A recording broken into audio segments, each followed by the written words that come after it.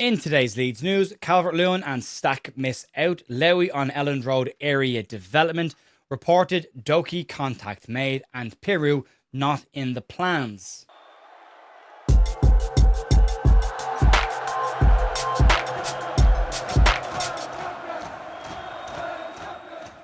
Hey everyone, welcome to Leeds View for Friday the 22nd of May with your Leeds United news. The second Friday of this week.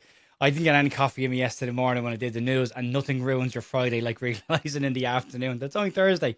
So apologies for that yesterday. It was a long day. It's been a long week as well.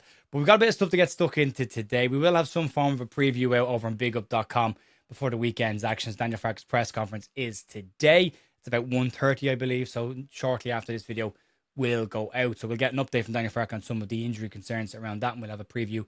If we can get it out on YouTube as well, we'll get something out. We have the instant match reaction on YouTube straight after the game on Sunday, and we will have a watch along over on bigup.com for the final game of the season. We will be doing some World Cup stuff as well, and those have been asking around what we'll do during the summer. We don't take a break. We will continue to move on as we have been and continue to put out the news and the podcasts over the summer months as well. You can keep an eye on all of that. If you want to support the channel, you can support through any of our sponsors, Finalysis, OK Jerseys, or Fanatics. All the details are down below in the description. And a massive thank you to all of our sponsors that have helped the channel this season. It keeps this channel moving and going forward.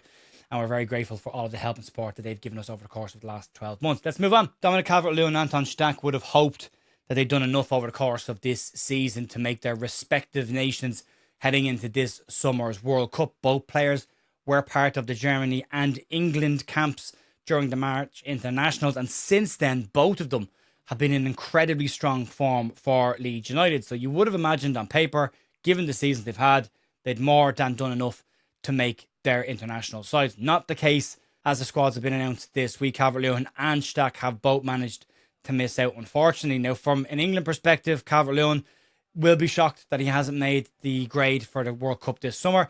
No English striker has scored more goals in the Premier League this season.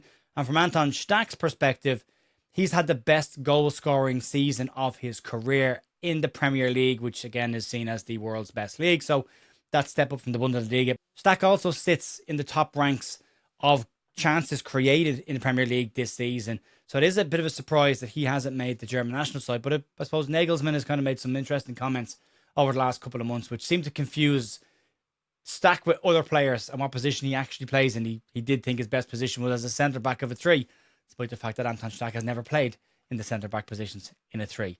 So there is that, but Stach's injury is said not to be a reason for this. He's only expected to miss 2 weeks of training. The reason for his injury is said to be a laceration to his ankle that required a couple of stitches, and the boot that he's been wearing is only protective. So if Leeds have had games in the next couple of weeks, Stach would have been back and available from next week on. So that's not part of the reason that he has missed out on selection with the German national team. It'll be really disappointing for both of those players. They won't be joining out Tanaka, Gabby Goodmunson and Noah Okafor on the plane, heading over to the World Cup. They should be very proud of the output and what they've achieved this season with Leeds United. Both of them have had a tremendous season for the club and should be very proud of what they've managed to do. But from a Leeds perspective, heading into the summer of what will be a busy summer for a lot of clubs, it does put Leeds in a slightly positive position. And I hate to even word it like that because they'll both be gutted by this. But they're two very important players for Leeds United, and they'll both now get a chance to have a proper rest during the summer after a very competitive season. Dominic Calvert-Lewin, especially the amount of minutes that he's clocked up this year. And more importantly, they'll both get a full pre-season with Leeds United before we start next season's campaign, and are very important players for Leeds and will be able to have an impact directly from the start and not have to have extended periods off after the World Cup. And for Calvert-Lewin, the fact that he'll get a full pre-season with Leeds United is massive, considering the season's had this year without any pre-season with any club last summer. So good news for Leeds in one sense, bad news for the players, and I do feel for them it's an important part of their career. And again, ages on players as well means that they might be the last chance they get to play at a World Cup. So it's unfortunate for them, but we'll move on right now. Pete Lowy has spoken exclusively to The Athletic over the last couple of days around the Elland Road development, but some more detail has come out around the entire project, not just on Elland Road, but on the surrounding area as well. But Lowy has had a stark warning, as it's been worded, to the government officials on this, and he basically said, get behind the mass transit plan or risk missing out on a once in a lifetime opportunity of investment. Lowy was speaking at a major real estate forum in Leeds and has outlined the vision that could see between £1 billion and £2 billion go into the surrounding areas in a rejuvenation project that won't just aid Elland Road, but will help the residents and the surrounding area as well. But Lowy sees the 30 acres that surround Elland Road, and we've seen it in the mock-ups and the plans so far, but he sees this as the new area to be created with home 2,500 new houses, a hotel, offices, a convention centre and a neighbourhood shopping centre. And as much as this may look like a commercial play from Pete Lowy, he is adamant that that is not the case. He basically has said that this is a genuine opportunity for transformation for South Leeds, something that was akin to the Olympics in 2012 in parts of London.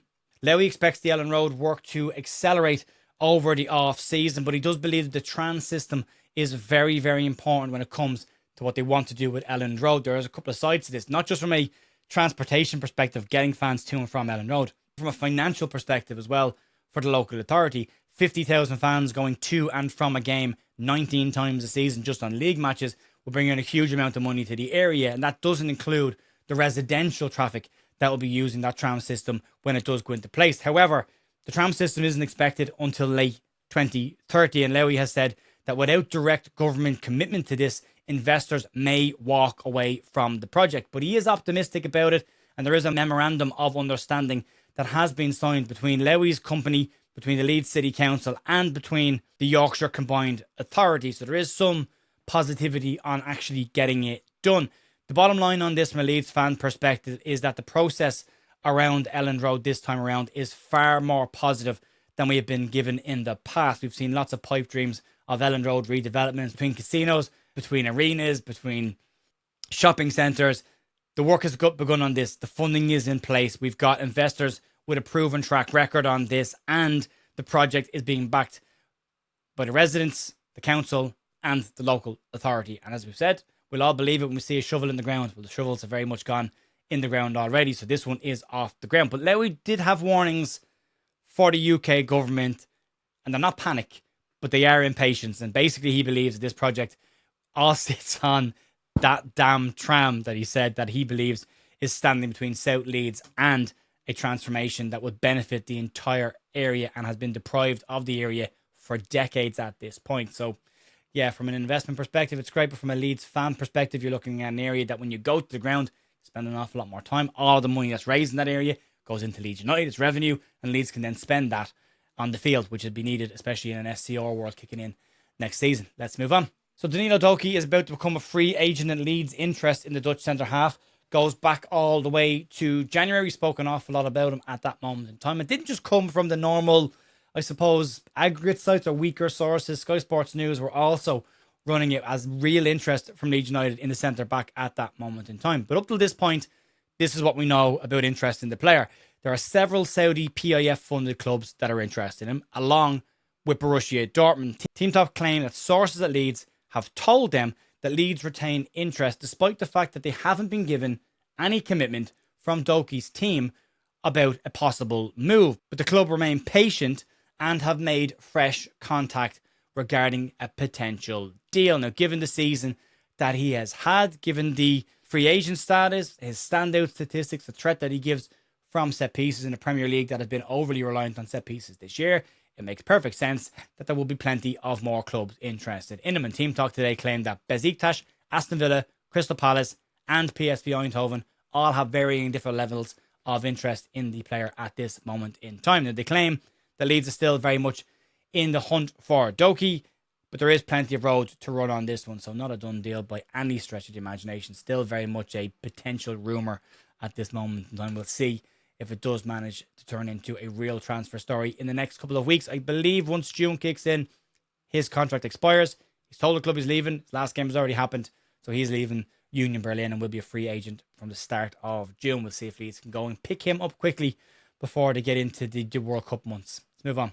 It doesn't take a footballing genius to figure out that Joe Piroe will likely leave Leeds United this summer.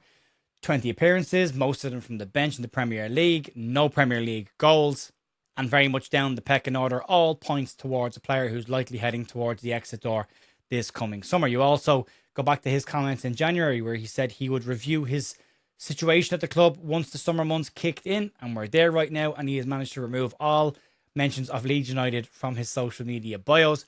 Whatever that's supposed to mean at this day and age, I don't know. Players do it all the time, and I don't really know what they try to accomplish by doing that. But according to reports this week, Leeds United will allow Piroe to move away from the club this summer, and he is described as not being central to the club's plans. There are several clubs said to be interested in him. Middlesbrough are interested in him in the Championship. Well, could be very soon in the Premier League. Glasgow Rangers have been linked with him, but that's a really loose link and a really easy link because of the connection between the 49ers Enterprises, Leeds and Glasgow Rangers. So that one, pause it.